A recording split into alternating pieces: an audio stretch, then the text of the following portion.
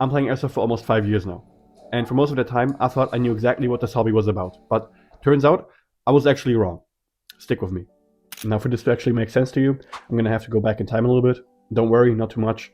Just enough to give you the context that you need. When I was 14, I wanted to start playing Airsoft, but my mom said no. Because, number one, in her eyes, it was just a waste of money. I would start playing eventually, and all that money would go to waste. And number two, she's one of those, ooh, guns are scary people. So having replica guns in the house was a no-go for her. So obviously, I waited. Then came Corona. Everybody lost their social life overnight. And I was on TikTok making military edits about the gear, the aesthetics, the entire vibe. And I found people online that cared about the same niche stuff that I cared about. So when the real world went quiet, the internet gave me something that I didn't know I needed.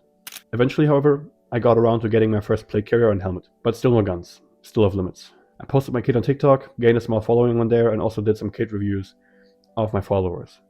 And then I finally got around to getting a gun, a cheap, beat-up Humorex G36. But I never actually played a game of Airsoft. So all this kit, all this community, yet zero games. Now here's where it actually gets interesting. My first game day was in May of 2024. I spent months preparing. What is the best loadout? What's the best kit?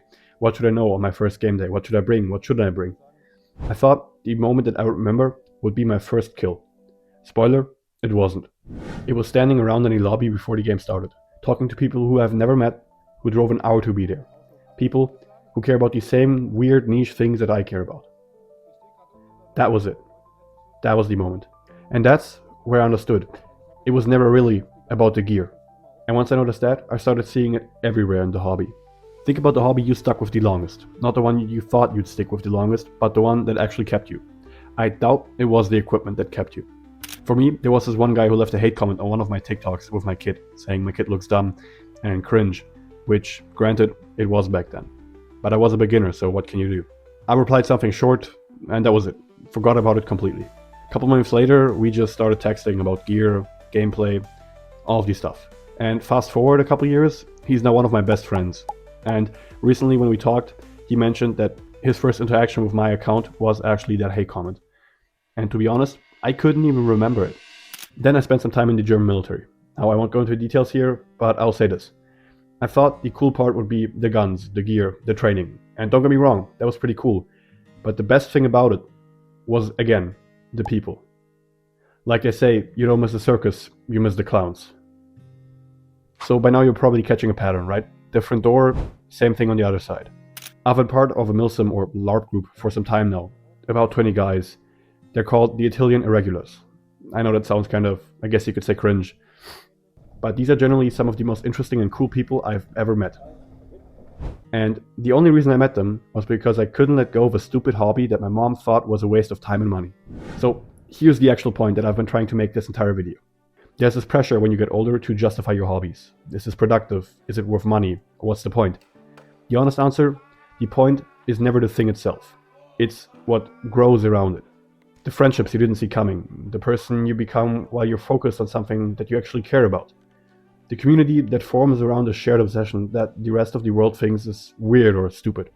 Whatever your hobby is, climbing, cars, gaming, gear, whatever.